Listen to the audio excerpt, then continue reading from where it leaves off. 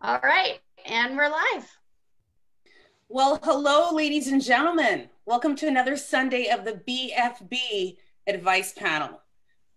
We're here for an hour of good fun, of realness, of answering questions, and feel free to pop in any questions that may come to your mind.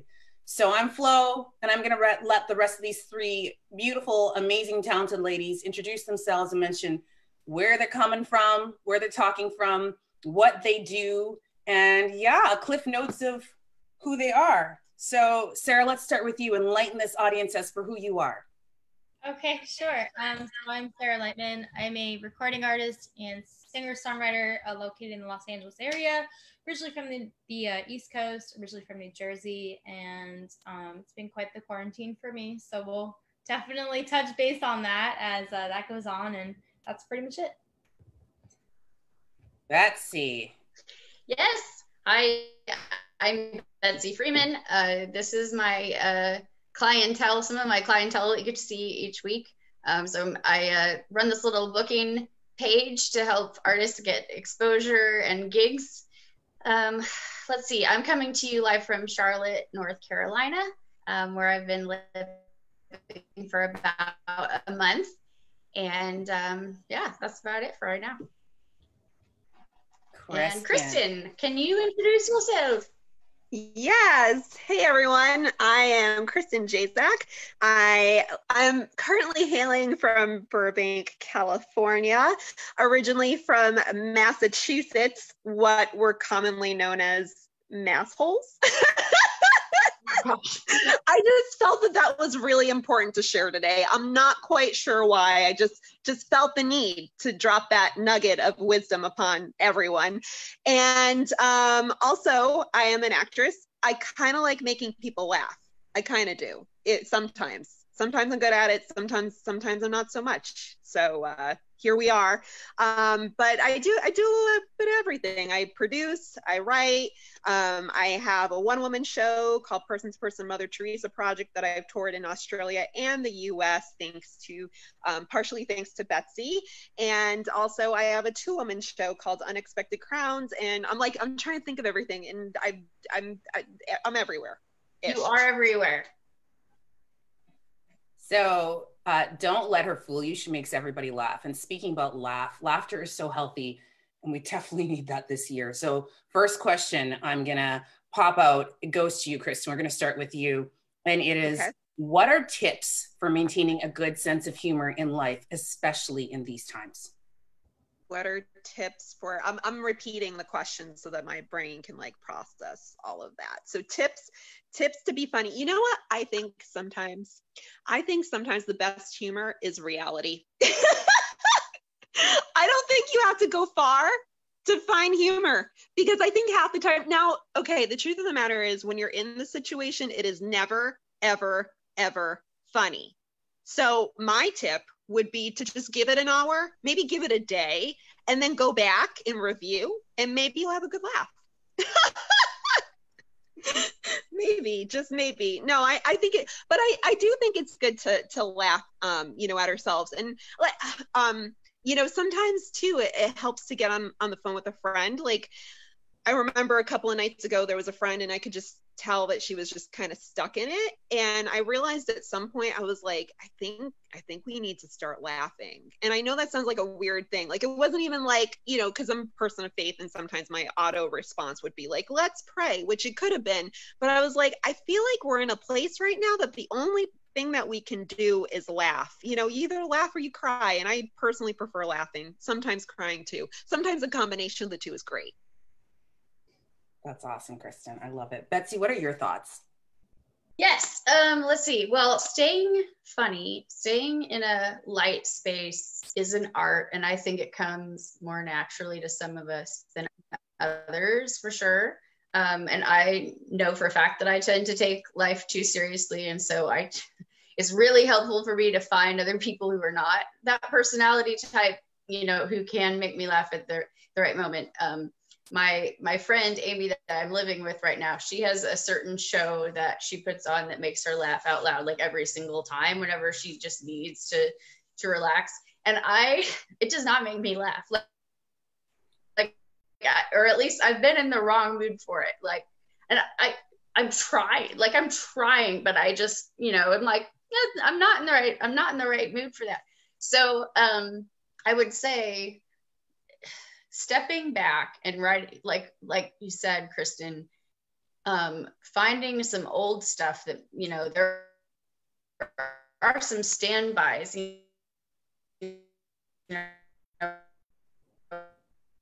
like old Saturday Night Live, the seasons in my life that were lighter and happier than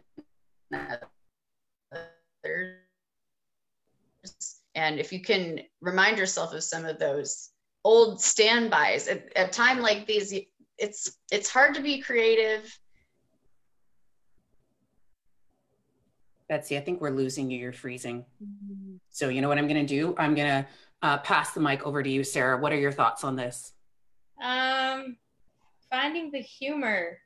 I will say, like, I think it comes from a similar place of finding the silver lining or the positivity, except you're kind of flipping what's dark and like digging in deep into it, and then just like letting yourself say like, oh my goodness, this is ridiculous that this is happening. Mm-hmm. So a lot of it comes from that for me. I am blessed to live with a boyfriend who is like, basically his religion is puns. So I pick up on those a lot. And then of course, like Netflix, comedies, movies, and then just trying to connect with other people just like now is like also another great way. And then I have one of my best friends is a stand-up comedian. So that's the other thing that's helpful. Like tonight we're gonna watch a bad Christmas movie on Netflix because there are obviously many knockoffs, and it's like a rom-com dramedy. So we're gonna watch that and make fun of it. So that's like what we're doing today. I love it. My goodness. So Sarah, we're gonna start the next one with you. The question is, I just can't stop focusing on the negative stuff. My financial problems, health problems with my family and friends, and the political mess here in the US. Am I really supposed to be grateful? And how am I supposed to try to enjoy Thanksgiving? It's a deep one. Yeah, that's hard. I will say for me, I've definitely had a lot of those come up. And some days I can't even think about all of it. I'm just like, oh, I can't even think about money. Oh, I can't even think about how people are politically divided, like all of these things. And I definitely personally have a lot of my own issues to heal from when it comes to feeling safe and supported.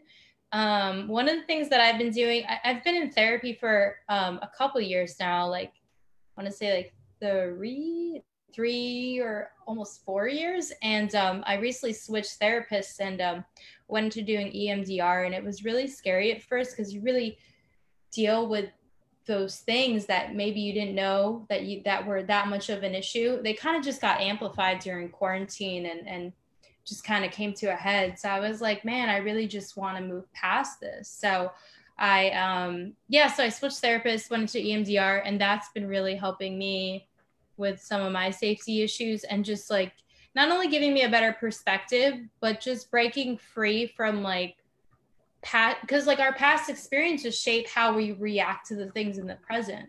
So like we have to deal with those things if we really, really, really want to move forward, and if we want to break free from those reactions having control over us. So that's kind of what I've been doing. But a lot of it is like, trying to be as mindful as you can and remembering to just lots of self-care. And that doesn't mean spending money necessarily or having a cat like me, but I mean, it could be. There's plenty of animals that need adopting right now, especially, but it's just doing things that you love for yourself and reminding yourself that you can still have a routine even though you feel like you have to keep your eye on this horror 24/7.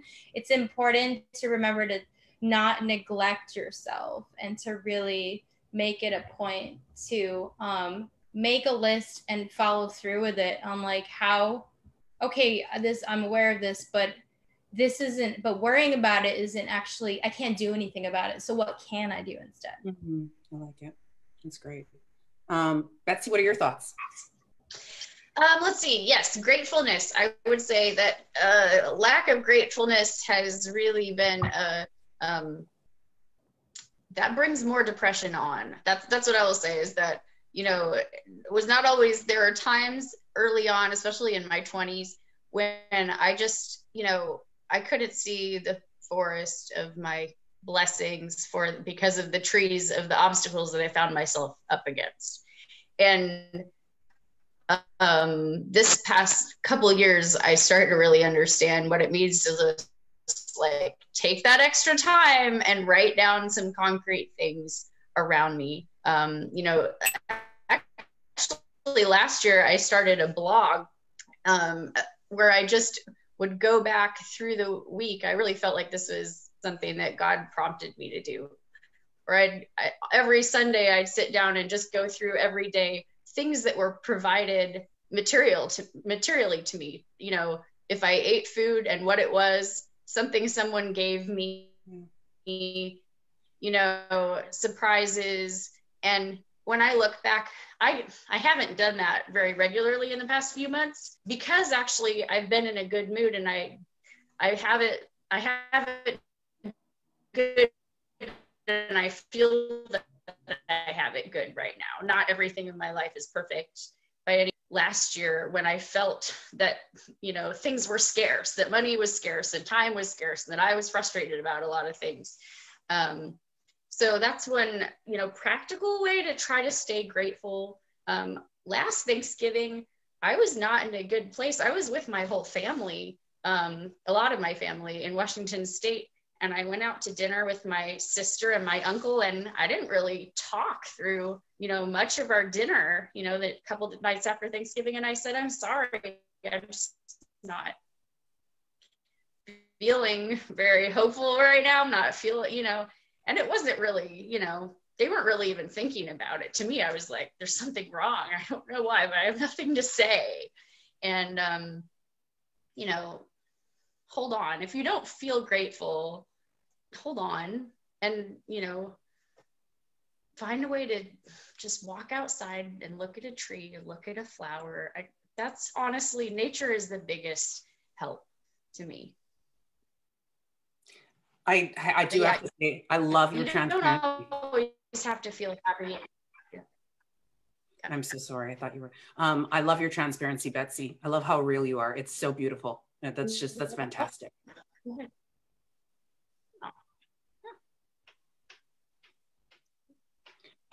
Christin, did you have anything that you wanted to add to this? Well, first of all, I just want to compliment the timing of Sarah's cat. I am so impressed. I was like, she just like came in for like a warm hug at like just the right moment when we were talking about thankfulness and the cuddling. It was just beautiful. I was like, I'm embracing the moment. So I want to start there. I am thankful for Sarah's cat. I think in a lot of ways, we can take inventory. I think when we are thankful, I feel like we're taking inventory of our lives. And the truth of the matter is, there are always going to be things that suck.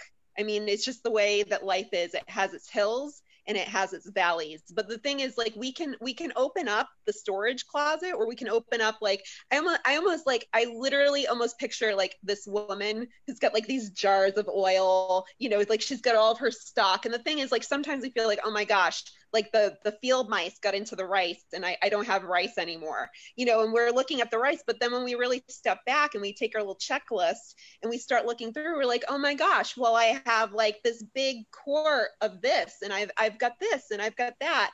And when you stop to look at what you really have, when you take that inventory, all of a sudden you realize not what you've lost, but what you've gained. Mm-hmm. And I think it's not easy to do. It's much like I said about laughing at the situation. When you're in this situation, a lot of the times you don't want to laugh at it. But I think if we take that moment and take that inventory and that stock, we'll realize that we have much more than what we expected. One prime example was my family has been going through this little bit of this turmoil back home. But the thing is, in the midst of this, it's brought us together so that we're praying together every night. And I've never felt closer to my family in the last couple of years in this particular season. And yeah, you know what we've been going through has been like not fun. It hasn't been the most fun, but the truth of the matter is I've never felt closer to like my mom or like the rest of my family, in a while than this particular season. And yeah, like I said, parts of it hurt, but when I take inventory and I take stock, or even sometimes when you realize how it's building you as a person, the fire that you go through and how it reforms you, you get through it and you are a stronger person. It's just incredible. So I think that there's always something to be grateful for. Like Sarah was talking about looking for the silver lining. I think that there's always something, and I think it's great to be able to take inventory, to realize that maybe as bad as it is, maybe I'm not at a complete loss. And sometimes maybe we are Job. I don't know. But even when we're Job, there's always something. You can always say, well, I have this and it's okay, Well, ladies, this segues and lends beautifully into a question that we have here. That is, how does a person find ways to remain grateful in tough times? Can you give specific examples of gratitude practice? And I think each and every one of you did such a beautiful job. I'll just quickly add to this. And ladies, if there's anything else, I'd love for you to add on to this. Somebody had mentioned this to me, and I think a lot of other people have already been doing this, but a gratitude journal, and writing down, and some people may get overwhelmed with 20 things that you're grateful for, but maybe even if it's 5 things or 10 things, and it could be something as basic as, I'm grateful that I woke up another day and I have another day of life. I'm grateful that I'm breathing. My heart is beating. I'm grateful that I, have limbs that I can use. I'm grateful that I have food that I can, right? So some of those basic things. And sometimes it could be, I'm grateful for my cat or my dog. I'm grateful for, so it could be sometimes the most basic things, but it could also be, specific things. And I found when I have had those days where it's just like, the world seems rotten and I'm just like, feel like rock bottom. And I'm like, what else do I have to lose? I'm going to try this gratitude thing. And I kid you not, initially I forced myself to write down things. But by the time I get to like, item number 10 or 15, I'm like, oh, I'm feeling better. Like it really does work. It really does work. I know that they've done like scientific and like psychological studies on this, but gratitude is something that's it's not just fluff. It really is powerful. So for me, I would recommend, keeping a gratitude list or gratitude journal, and first thing in the morning or the last thing before you go to bed, do once per day or twice per day, but it can make a huge difference. Ladies, is there anything else that you would recommend for gratitude practices? Yeah, I'm sorry, I'm raising my hand so we don't interrupt each other. Yeah, I will add to that. So for me, when it comes to the gratitude, I definitely have struggled with it before because there's like dark parts of my brain that doesn't think that I deserve it. And like, I've come to realize that that's not necessarily true, which has like held me back from being able to even remember to do it or not being able to bring myself to do it when depression comes out. But one thing I will say is like, whenever I go through something really hard or dark, on the other side of that, I'm like, wow, I'm really grateful I went through that because I didn't see that like this before, that I wouldn't have seen maybe if I didn't go through that, or I wouldn't have seen it in the way that I needed to see it now, which made it better understanding. And a lot of that is like where my songwriting comes from, is from that. So in a way, it's just like when you were saying all that, I got inspired and gratitude from what you were saying, because it's just like, wow, like I write songs of gratitude and like that's like really cool. And then like it's like not like bragging, but it's just like, wow, that's like how you really can be of service to yourself and other people. And then out of that, then you feel even better because like there's just like this warmth of just loving kindness. And it's not all kumbaya like hippy dippy stuff, but it's kind of like what there's like scientifically, there was this Netflix show. I forget what the show was called, but it's about this guy who gets in this beetle, this little tiny yellow beetle that breaks down, and he has to ask people for help out of kindness, and he doesn't have money or anything. So every night he stops somewhere and he has to find a place to eat and sleep. And it just reminded me of that, because like one guy in particular had cancer and he was just so kind. And scientifically, they said that kindness and love and gratitude can actually not only help in here, but physically too. He beat his cancer and he wasn't supposed to, because I think because he just like gave so much of that, it came back to him. So that's all I wanted to say. That's a good example. It really is such a powerful thing. Christin or Betsy, is there anything that either one of you wanted to add to this? Okay, I'm gonna go. I'm like, I don't know if Betsy wanted to go, but I'm gonna go. I think one more thing is, I think it's good. I think writing is very, very good, because, but I also think with the writing is speaking out loud, like saying it out loud that you're thankful, because what happens is sometimes, and this happens to me, you get stuck in your own thoughts. And when you write it down or you speak it out loud, it makes you think those thoughts. So just by the action of doing it, and even if you don't feel it, you know how they say like fake it until you make it, like sometimes just by saying it, you know, and by waking up, and I'm not saying to live a false life or a fake life, because the truth of the matter is sometimes even when we say the truth, we don't feel it. Feelings do not reflect the truth. Feelings don't reflect the truth. So even if you say it out loud, I am so thankful for, and even if you don't feel it, it is the truth. And you're speaking the truth out loud. And there's something that automatically makes your brain think about what you're speaking rather than what you're thinking. So I think, like I said, like writing it down or speaking out loud can definitely be something that can break the thought pattern, you know?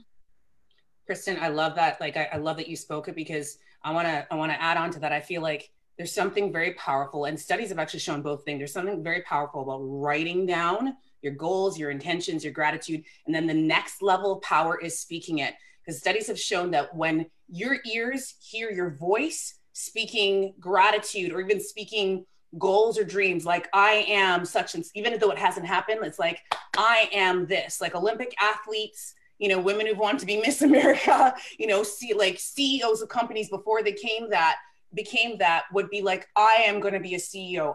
They would repeat that. So there's a power in writing things down, but then the next level of power is speaking it. So Christin, like, yeah, well said. Betsy, is there anything you want to add to this? I think we lost Betsy. Oh, is she frozen? I think she's frozen. At least she has a good expression on her face. Yes. She does. Okay, we will come back to that. Okay, so Christin, I've got a question for you.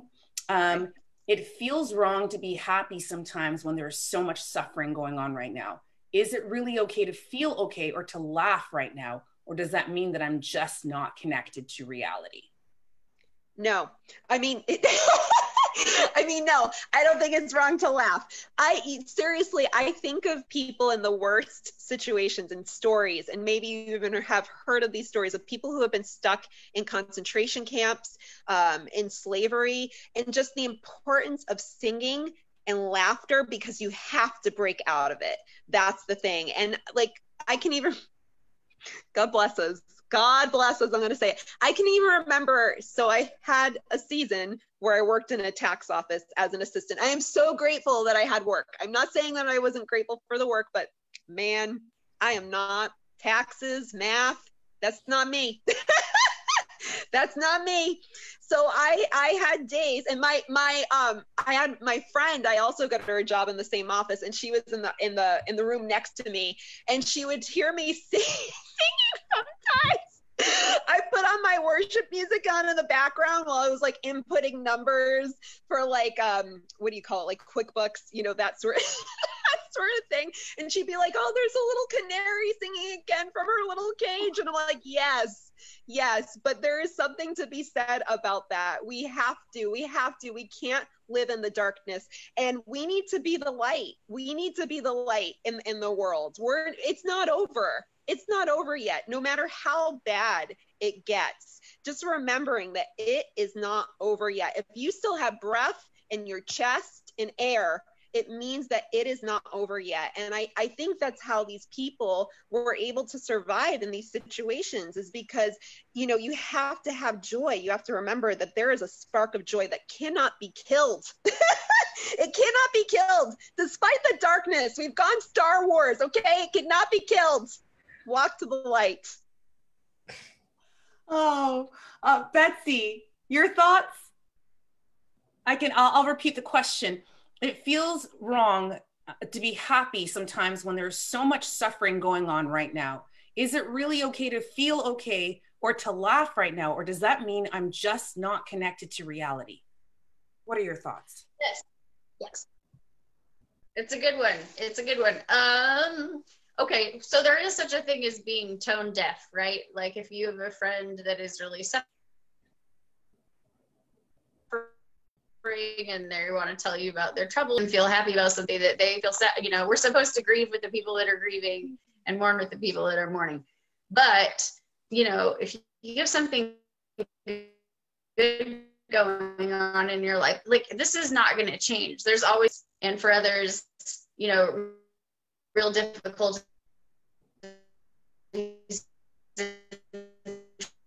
trials, and for most it's both.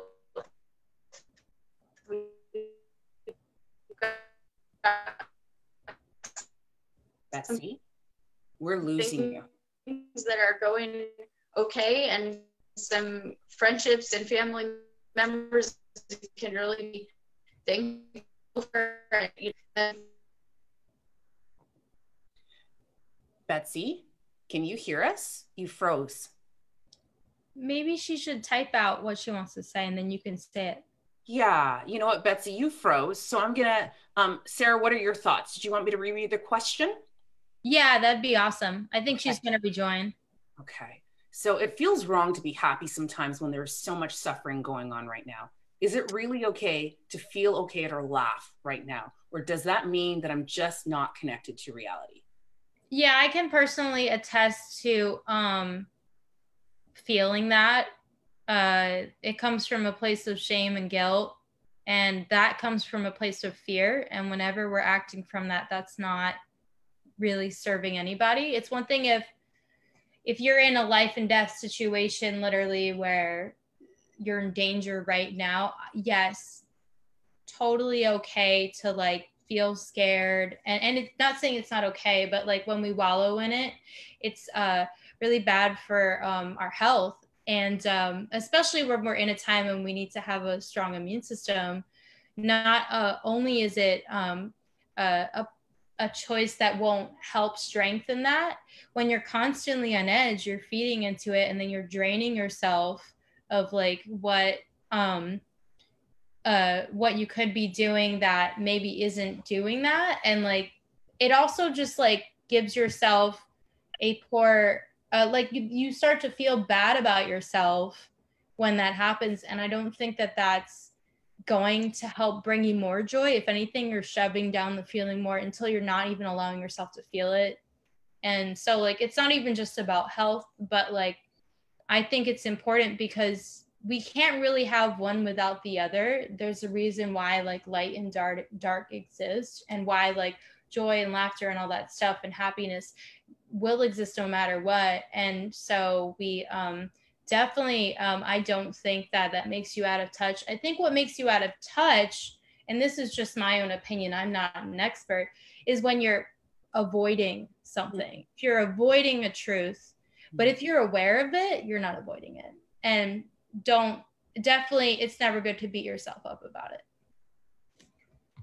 I agree with that 100%. These ladies pretty much covered it, but I'll just quickly add to the fact that I don't think it's wrong to be happy in tough times. I think it's going to be what gives you energy, what helps you survive, and what helps you spread the light to other people. you know, because it's like, you know, this may be cliche or cheesy, but I'm going to say it, light overpowers darkness, right? So it's in dark or tough times where you need that person or those people who are going to make you laugh, make you smile, right? They're going to energize you. They're going to give you that, like, that fuel to keep going. And I think I agree with what, I'm going to piggyback on what Sarah just said, that, you know, it's important to be in touch with your feelings and your emotions, right? And so to allow yourself to connect with that, but not to wallow in it, right? To be able to feel it, understand you're going through that, but to be able to move past that. But in times like this, you know, finding that silver lining, finding that happiness, oh my gosh, it's needed. It's like medicine. So embrace that goodness and spread it. Okay, next question, Betsy, I have for you. What do I do when my relatives have polar opposite views from me politically or about health issues? And I may not want to have a relationship with this person anymore. Should I tell them that I don't want to communicate, or should I just stop responding and figure that they'll actually eventually get it? And I think we lost you, Betsy. Okay. Christin, did you want to respond to that question? Do you want me to reread it? This is the comedy aspect of the event. It's you know, it's supposed to be funny. Ha. Betsy's here. Betsy's not here. There she is. Hi, Betsy. Did you want me to reread that, or are you ready to respond? Oh, and she froze. Maybe she should reset her Wi-Fi. That might help. Yeah. Maybe. Okay. Well, in the meantime, Christin, did you want to respond to that question? I can reread it. Yeah, thank Sure. you. So what do I do when my relatives have polar opposite views from me politically, or even about health issues, and I just don't want to have a relationship with them, or maybe even a particular person anymore? Should I tell them that I don't want to communicate, or just stop responding and figure they'll eventually get it?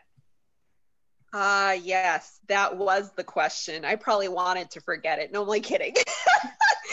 No, it has been, this has been like the election of all elections, and I like not even getting political. I just, there is a part of me that doesn't even want to touch it with a 10-foot pole.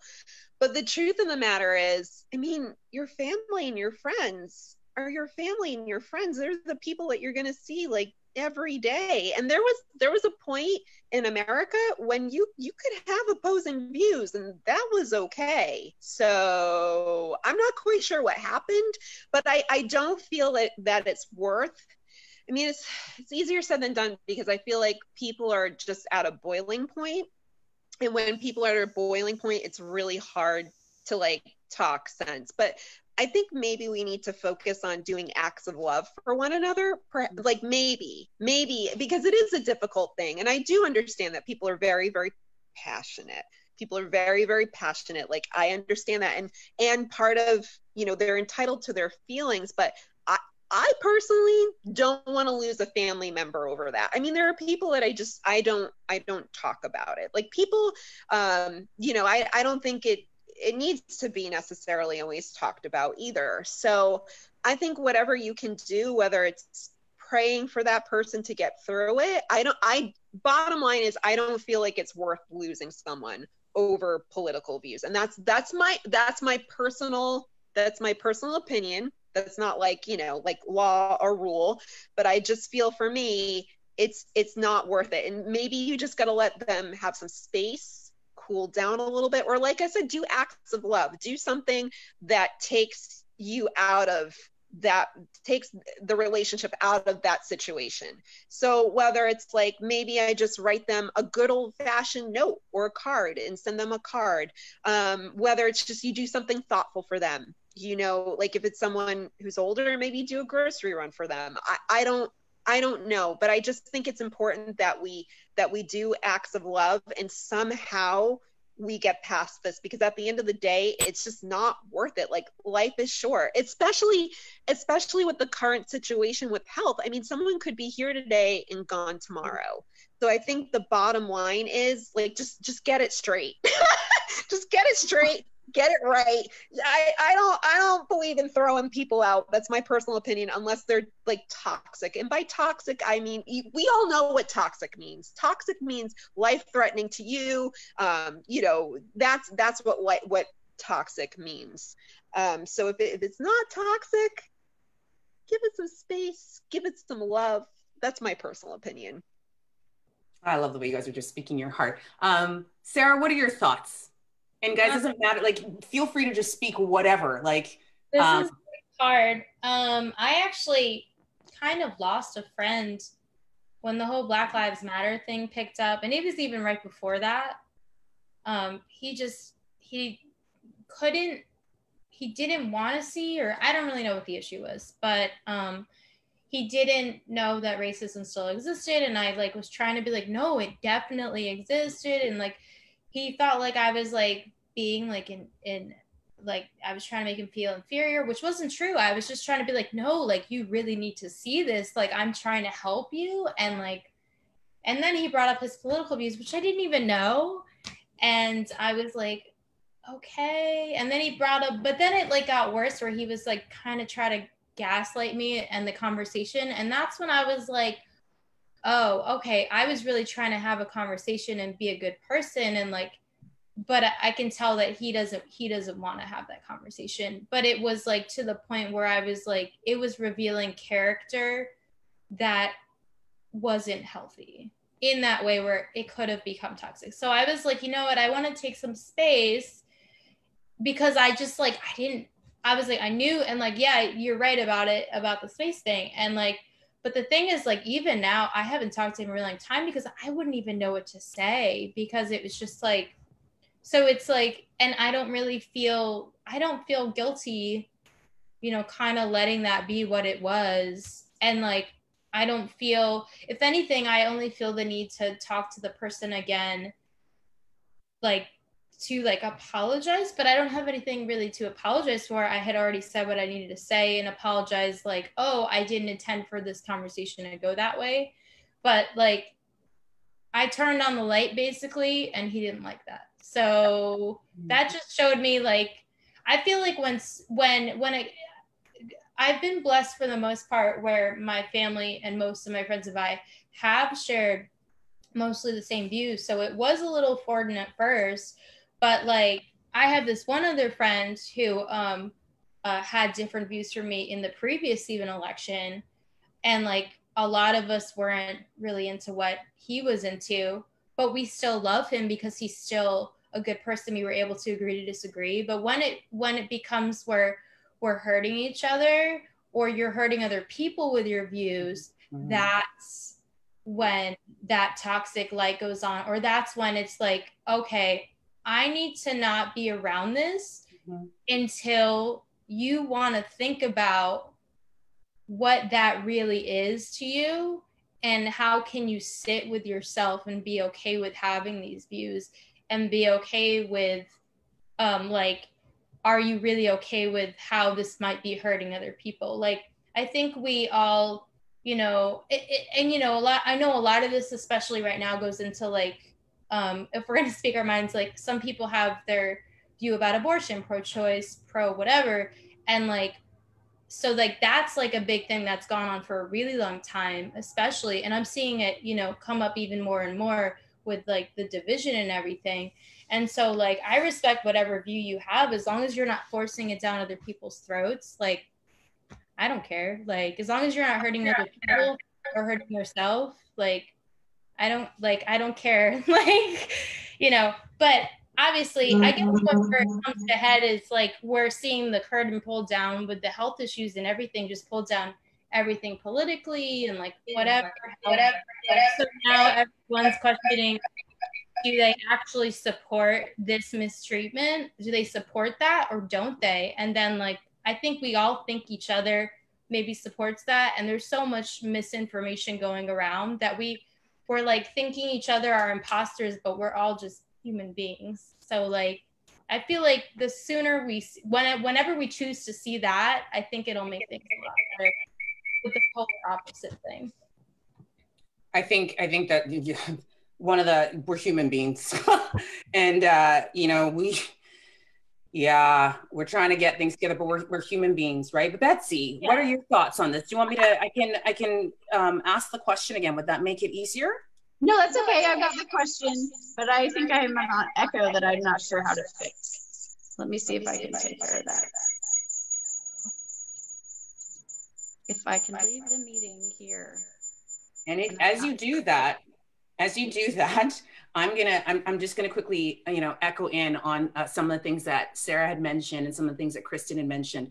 I think that the beauty to me in this world is that I always joke around and say that we're all different spices. We all have, different likes, dislikes, different strengths and weaknesses, different views. And one of my I love people. And I actually really, and most important, I love meeting people who are different from me because it helps me become more of an open-minded and hopefully I'd like more of a cultured person when, I can ask someone why they believe something, why is this their political view? Why is this their view on health? And maybe not to say that I will agree with them or believe jump on board with, okay, that's my new belief, but it sometimes can help me see things from their perspective and be more empathetic and compassionate with that, right? Be more open-minded. So I think as adults, and especially having character, is agreeing to disagree. We're not all gonna be best friends. We're not all gonna have the same opinion,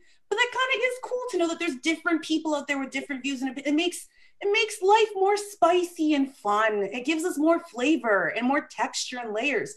So I think as adults, we should, whether it's family members or friends, agree to disagree. We're not all going to agree with the same thing, but I think we should still treat each other with respect, as long as those opinions or those views aren't hurting someone. That's the most important part. If it's not hurting someone, then respect that everybody has the right to their views, and discuss things amicably or with diplomacy, but there's no reason for it to create what it has created in this world, which is divisiveness or hate or this or that, you know what I mean?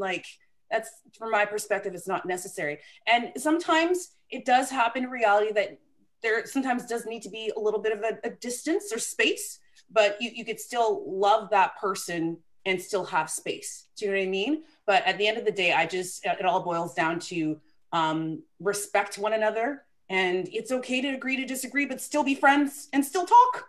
That's okay. Betsy, your feedback. What are your thoughts on this? Yes, and thank you all for bearing with me through my Zoom difficulties. I think, for me, there's nothing wrong with having a strong viewpoint. There's nothing wrong with trying to be persuasive as long as you understand that the other person has a right to back off. And the other person has the right to change the subject or say they don't want to talk about this. And that is absolutely 100% valid. Oh no, but she at least said really good things. Yeah. It literally ended on the last little point there. And yeah. Okay. She dropped the mic. That was Betsy dropping the mic right there. She's like, boom, done. Right? I love it. Less more. Well, until we get Betsy back, we do have a couple more questions. Okay. So I'm gonna bring this question to you, Sarah. I have a friend who is so depressed. How can I help her feel better without getting depressed as a listener? Oh man, that's hard because I'm an empathetic person, and it's just so hard not to wear other people's feelings, and And there's a skill. I recognize, being that person that there are people with jobs that need to be especially empathetic. So I think that it's an important skill to have, but being able to turn that off is important too. I think where that comes in is remembering your boundaries. They have their depression, and that's not yours to take on, but it is important to offer that friend a listening ear and to remind them that they're important to you and that you love them. But I think the big thing is figuring out how to have really strong boundaries is a big part of it. And then giving yourself space when you need to recharge from that if it's really hard, I think is also really important. Because I've definitely had a couple people who have struggled with their trauma or PTSD recently, and I've been that person, but I gave myself space and then come back to the conversation. And this was all like in text and stuff, which helped too. But I said, I have to go, but we can continue this later. That also I've found has been helpful, is like when you're feeling like this is all I can give today, but reminding them that you're still there for them, I think is a good way to go. But I know also some people who are depressed like to be alone. So just reminding them over and over that they're not alone, but you respect their space is, I think, also important. That's great. Christin, I'm going to popcorn to you and I'll reread the question. I have a friend who is so depressed. How can I help him or her feel better without getting depressed as a listener? I really liked what Sarah said about boundaries. I really appreciated that. I think that is important.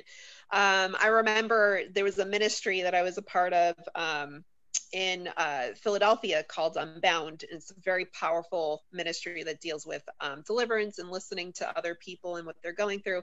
And one of the part of the training was, Neil Lozano, who created it, said, you cannot get into the pit with them because you can't pull them out if you're in the pit. You can't. So, which feels like it's easier said than done. He just said it you can't get in the pit with them, no big deal. But I think boundaries are important, but also we all need to be listened to. We can't expect sometimes to fix someone or say, I think when you talk about getting into it or going into it, I think it's how often is this happening?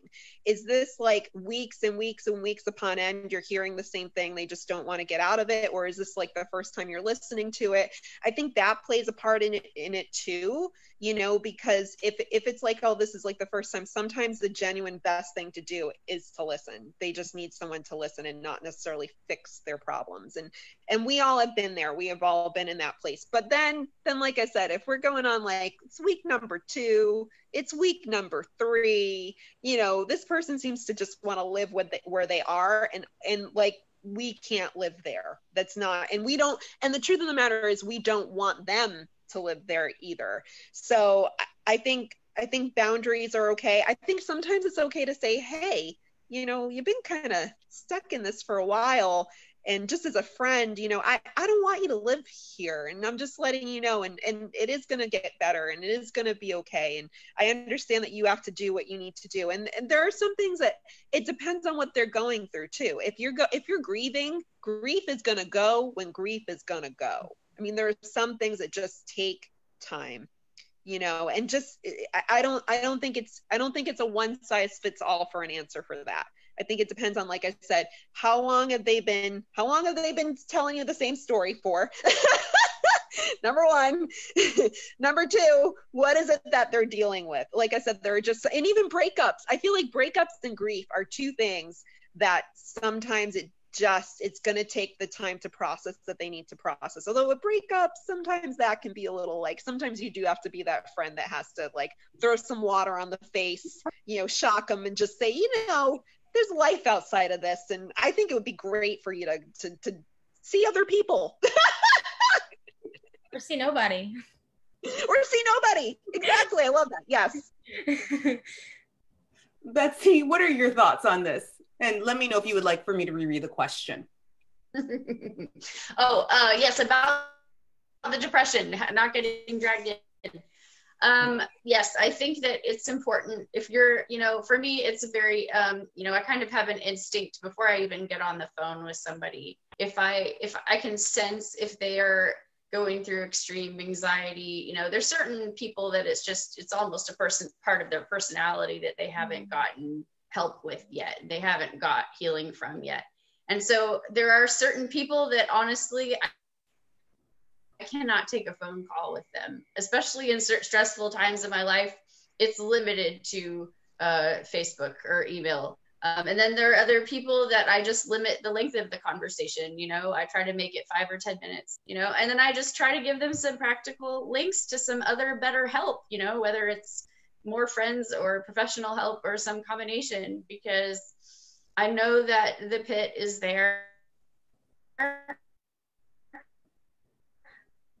Uh-oh, Betsy, we're losing you. Oh boy. Okay. Well, I'll hop in.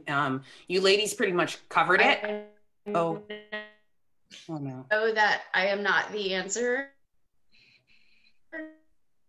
That was a good point. Yeah. Betsy, I think we're losing you again. Yeah. Okay. I'm just a friend, you know, that's the most I can ever be. Close out without me. Thanks so much for sticking with me. It's fine. Well, guys, what do you think? Do we have time for one more question, or shall we bid goodbye to everybody who's tuned in this week? One more question. One more question? Okay. Let's do one more. Okay. I'm going to start this question with you, Christin. Okay. I know I've been super cranky and depressed lately, and I feel terrible about how it's affecting my family and friends, but I can't seem to shake it. How do I get over myself and lighten up? Okay. If it's not clinical, okay, if you're not dealing with clinical depression or mental health, and it's just depressed, you're in a funk, you know, because we can all get there, then you can change it. You can change the atmosphere, which means like sometimes it's putting on music and dancing, just dancing, not because you feel like it, but because it's just time. You know, it's just time. Put on a funny movie, even if you don't feel like it. It's like what I said before about truth needs to be spoken and it needs to become an action. Truth doesn't necessarily always mean when you speak that out loud that you're going to feel it, but it doesn't change the fact that it's the truth. It doesn't change the fact that it's the truth. So I think, you know, I went through a time once where it was so bad in LA. I mean, every single artist in LA or New York City has horrible stories about when they started out being poor as dirt and all the horrible things that happened to them. And I'm here to tell you that they're all true. But I will also say that I went through a season that was so bad. It was year 3 in LA. Okay. I had no work for like at least 3 months. Okay. It was so bad. I lived in the crappiest apartment known to man. I had cockroaches as friends. Nobody should take cockroaches as friends. I'm just telling you right now. Don't live in a place with cockroaches. If there's a hole in the bathroom ceiling, move out now. Okay, I'm just letting you know. That's a PSA. That's a PSA right there. Anyways, these are the circumstances. Also, by the way, the gas prices had gone over $4, and we all know that once you fill up your tank in LA, once you fill it up, you might have it for a day once you go on the freeway and you get stuck for 5 hours. So I'm just saying, I really couldn't go anywhere. So I was stuck in this apartment 3 months. And I remember that I made the choice, and this choice has changed my life. It's changed my life to this day. And we are talking about like 6 years ago and how I go through things, because it's a practice. It is a practice. I'm going to say it again. It is a practice. It is a practice. It is a practice. It's not about feelings.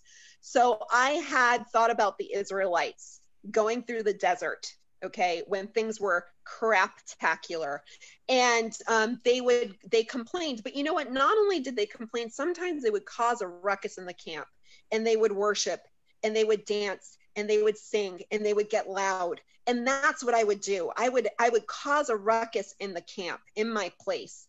And that's how I lived through that. I literally would put worship music on, and I would dance, and I would sing, and I would proclaim scripture. One of my favorites: I believe that I shall see the good things of the Lord in the land of the living. Wait for the Lord. Be strong and let your heart take courage. Yes, wait for the Lord.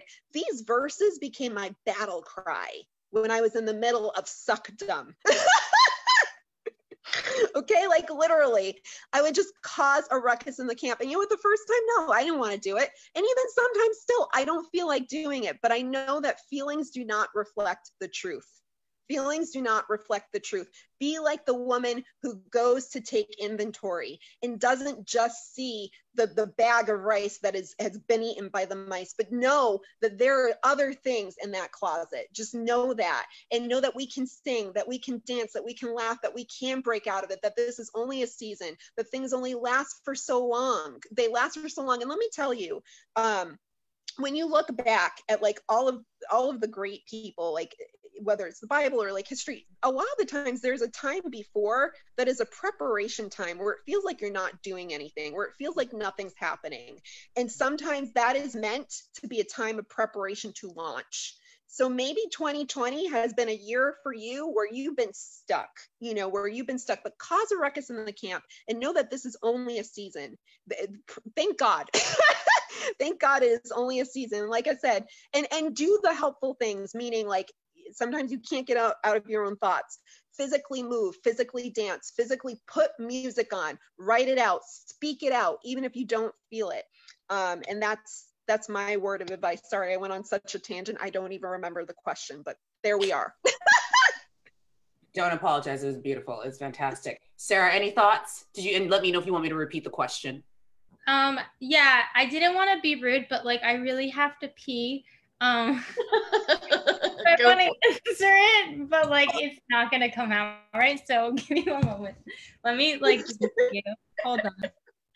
Honesty is good. There's tons. I love the honesty, like, and transparency on this panel, ladies. We're keeping it real. We're keeping it real.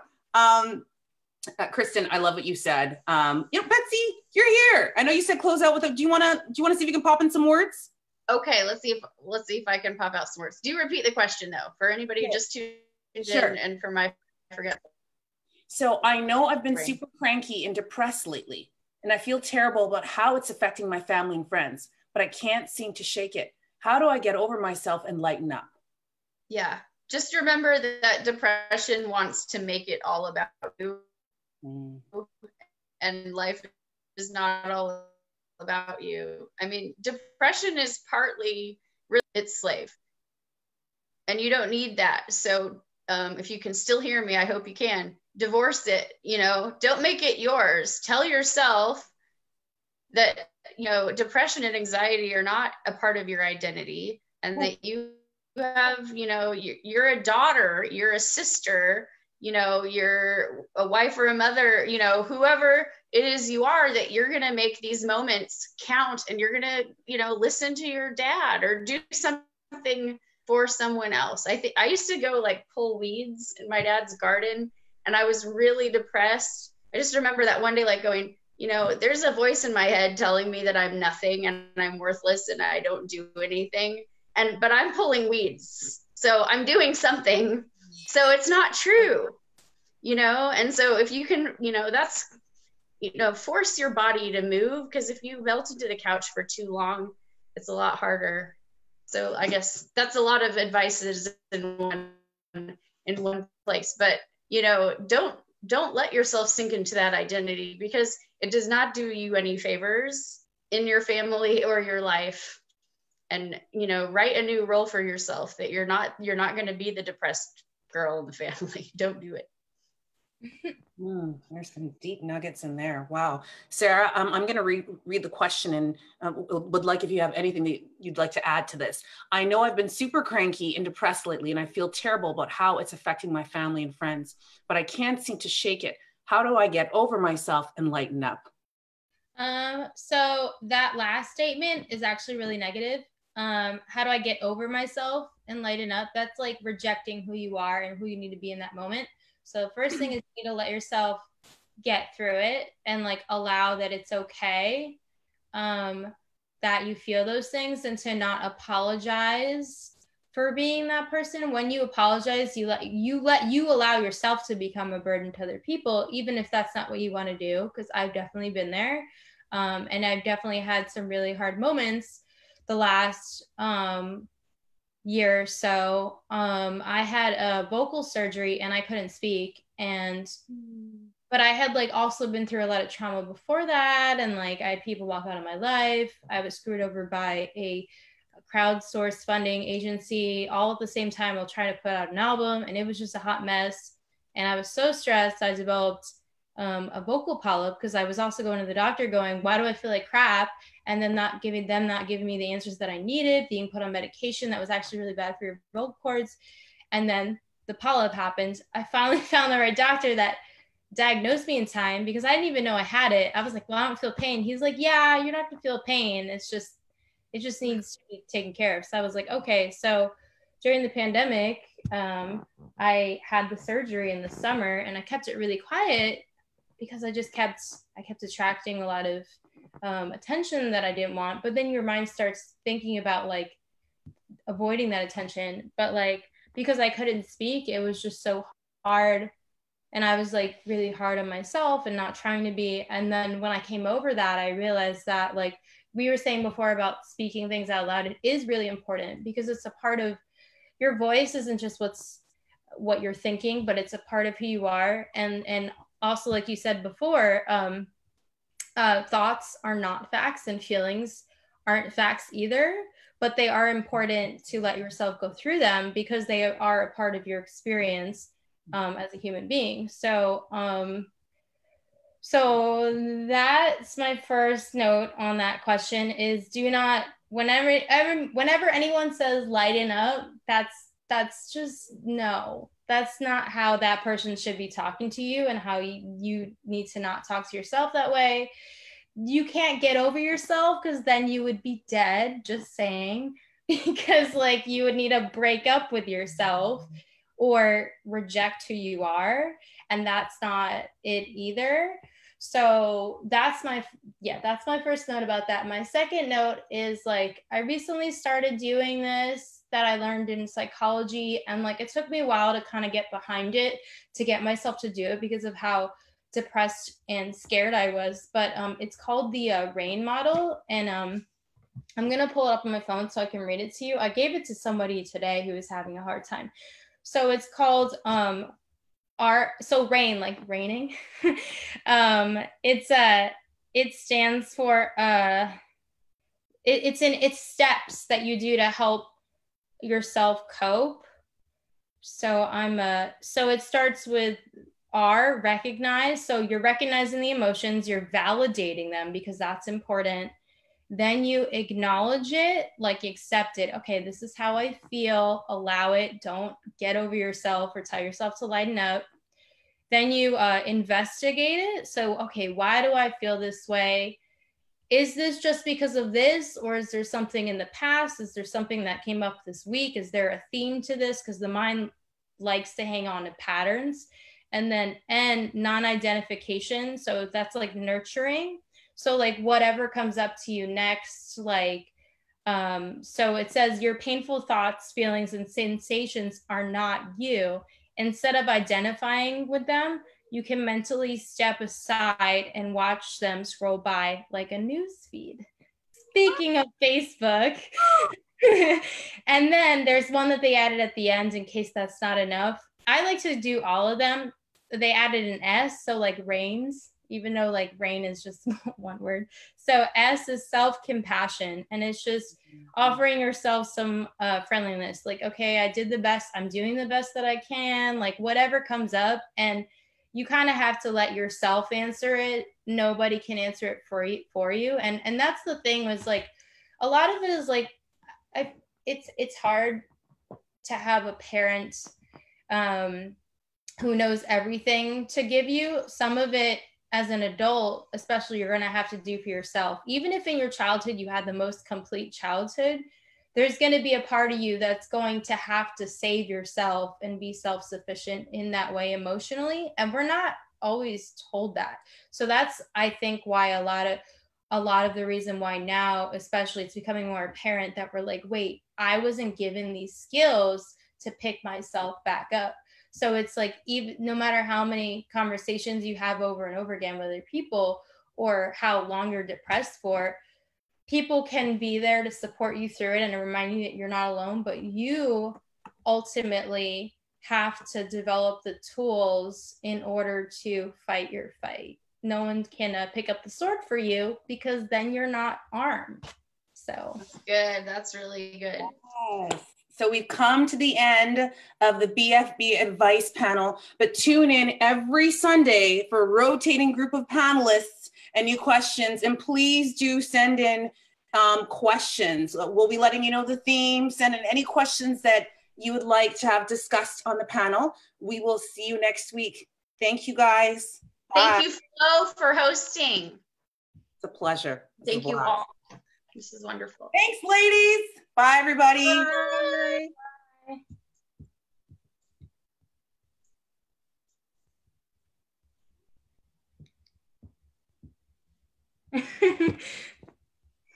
Are we still live? I don't understand. Yeah. I think so. Hold on. I'm gonna stop recording. Oh, I don't know. I'm gonna stop recording. Yeah. Is it because Betsy made us live? Because it still is live. Betsy made us live because we're live on her account, right? Yes. So I think. I also wondered if when we lost Betsy, if we were still on. Yeah, because she made me a co-host, but I don't know how to make us not live. Let me see. She really wanted this to be about comedy, and here we are. This is like the BFB like advice panel bloopers. Yeah. Why not? That's yeah. Behind the scenes. Panel. I don't know what I'm supposed to be looking at. So is Betsy gonna come back? So should we, if we just all log off, will this end this? I think I think so. Probably. Oh. Okay. Well, I appreciate. Yeah. Were you gonna say something, Christin? I was just gonna say I appreciate you all. This is so fantastic. Like this hour goes by so quickly. It's so much fun. I love hearing these nuggets, and you ladies are so talented and so inspiring. And thank you for this. And if anybody else is checking this out, bye to you too. I think I'm just gonna hop off, and maybe it's gonna end. I hope. We'll keep going. Okay. Bye, ladies. Bye.